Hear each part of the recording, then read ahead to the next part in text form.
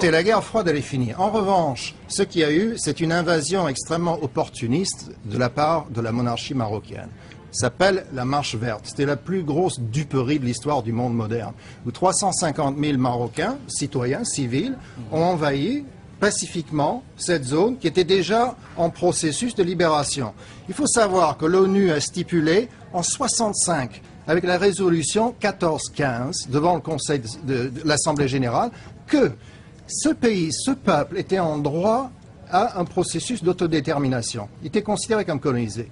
Sur ce fait, lors de la mort de Franco, quand l'Espagne s'est retirée, l'Espagne avait déjà dit que le peuple sahraoui allait hériter. Monsieur parle de nomades. C'est une thèse récurrente. On parle de gens sans terre. C'est absolument faux. Combien, on a du mal d'ailleurs à évaluer qui habite cette région. Quel est son intérêt? Peut-être il y a un intérêt économique aussi de cette région dont on parle pas. Bien sûr, il y a des intérêts économiques, mais majeurs. Quelle population et quels intérêts économiques? Alors, dans les territoires illégalement occupés par la monarchie marocaine, colonisés, où il se passe aujourd'hui, alors que nous parlons, des infractions aux droits de l'homme, mais inacceptables, des tortures, des arrestations arbitraires. Oui, oui. On parle du Tibet.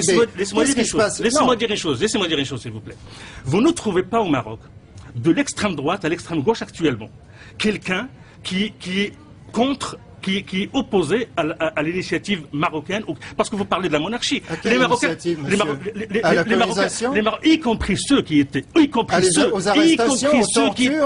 ont pris ceux qui ont soutenu le Polisario par affinité idéologique, puisque le Polisario c'est pas un mouvement de libération comme vous le répétez, c'est un mouvement qui était, vous avez lu toute la littérature politique du Polisario dans les années 70, c'était une littérature politique idéologique qui reste toujours idéologique, qui était là, l'îlot révolutionnaire, le peuple sahraoui, qui rentrait dans un schéma castriste tel que Zanzibar, etc. Vous vivez dans le passé, il n'y a rien de castriste. En revanche, le Maroc, c'est une tyrannie aujourd'hui.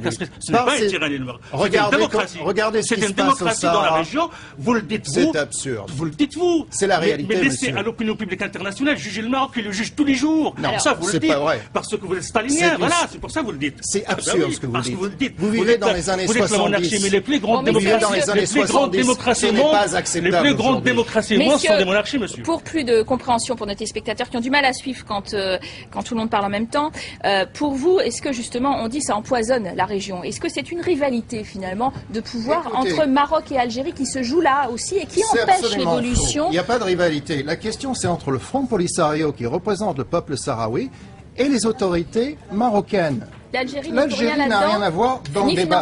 D'ailleurs, Ban Ki-moon n'a pas invité l'Algérie aux discussions à Manhasset. C'est clair et net. Le Front Polisario a autorité de corps diplomatique aujourd'hui. Il représente le peuple sahraoui. Si à une époque, il y a eu des affinités avec des pays marxistes, ça c'est une chose. Il y a d'autres pays aussi. Mais on peut pas balayer d'un revers de main la majorité des nations africaines qui elles-mêmes sont issues de luttes après récentes pour leur indépendance en disant que ce sont des dictatures. Je reviens dessus. Les agissements de la monarchie marocaine au Sahara occidental aujourd'hui sont inacceptables. C'est de l'ordre de la tyrannie. Marocain avec sa monarchie. Je ne suis pas du tout d'accord. C'est pas une affaire locale, monsieur. C'est un des conflits qui doit être résolu. Trouvez-moi un Marocain. Je vous dis, vous dites la monarchie. Les Marocains ne savent pas. Ils sont mal informés. Ils ne savent pas ce qui se passe au Sahara occidental. Je suis désolé. Si vous voulez bien, je reviens à la question. À qui vous pouvez expliquer, sincèrement, regardez les yeux dans les yeux, à qui vous pouvez expliquer que des dizaines de milliers de personnes puissent bloquer toute une région, des millions, l'avenir de millions de personnes du Maghreb? À qui vous pouvez l'expliquer? Alors que la France, l'Espagne... Qui bloque? C'est le Polisario qui bloque. Non, je ne suis pas d'accord. Le Polisario ne bloque pas. Le Polisario cherche une solution. Vous n'avez pas suivi les discussions à Manhasset. À qui vous pouvez expliquer sincèrement que des dizaines... C'est un tissu de mensonges. Que des gens qui ne dépassent pas... C'est un tissu de mensonges, monsieur. Vous contredisez l'ONU. Dans la démographie ne dépasse... Vous contredisez les Nations Unies. Dans la démographie ne dépasse pas la population de 15e arrondissement de Paris, bloque l'avenir de toute une région de dizaines de millions de personnes. Pour vous, on ne doit pas considérer les droits d'un petit peuple. Je veux dire par là qu'il y a une puissance derrière qui s'appelle l'Algérie et qui veut jouer un rôle... La puissance derrière, c'est l'affinité. Non, je ne suis pas d'accord. Le gouvernement français est tenu par la monarchie marocaine presque comme un chien en laisse. C'est un sujet interdit, vous le savez. Pour avancer sur ce débat, je vous vois passionné, passionnant, mais passionné, c'est un débat passionnel. On voit rencontre après rencontre, on n'obtient pas effectivement de résultats. Est-ce que vous voyez pourtant un espoir quelconque pour ce conflit qui est né en 66? Je vais répéter, l'espoir, il est là. Plus de 30 ans. L'espoir, il est là, il est clair. À la dernière rencontre qui s'est terminée hier soir, le Polisario est venu en proposant des choses. Il a proposé, je le répète, 3 options pour un référendum. Les autorités marocaines sont bloquées. C'est le processus d'autonomie ou rien d'autre. C'est-à-dire le drapeau marocain, la monnaie marocaine, l'armée marocaine qui est déjà, et la police marocaine, qui est déjà en train d'arrêter et torturer les Sahraouis. On a titré Sahara occidental l'impasse. Est-ce que vous êtes tous les deux d'accord avec le titre? Elle vient pas des Sahraouis. Je considère vous savez, le monsieur il est français, moi je suis marocain, et moi je le considère. Français, je suis américain. Vous êtes américain, c'est pas grave. Je veux dire par là qu'entre moi et un Sahraoui, il n'y a pas l'épaisseur d'une feuille à cigarette comme différence culturelle. Alors pourquoi vous les traitez comme ça? C'est une honte. Je le traite ici, mais vous êtes... Vous savez ce qui se passe dans la prison noire de l'Aïoun? Je peux vous dire... C'est abominable. Je peux vous dire, vous me des coups en fait, parce que je suis marocain, je suis Sahraoui, moi. Je vais vous dire quelque chose. Laissez-le finir, monsieur Lavant, laissez-le finir. Vous n'êtes pas Sahraoui. Mais laissez-moi... Si, tous les Marocains sont Sahraouis. Tous les Marocains sont Sahraouis. C'est faux. La monarchie marocaine, c'est comme un rapace qui aurait avalé une pièce convoitée. C'est tout.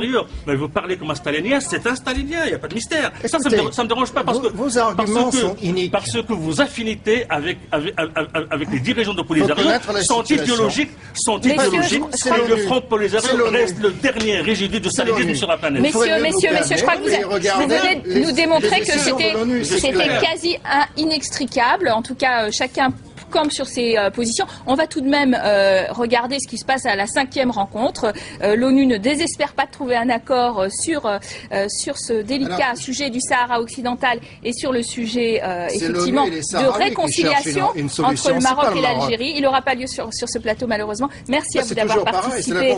Merci à vous d'avoir participé à ce débat. On est obligé d'en finir de cette façon. Merci à vous de l'avoir suivi. Vous comprendrez qu'il se poursuit, entre nos invités, tous deux passionnés. Merci messieurs, à très bientôt pour un nouveau face à face.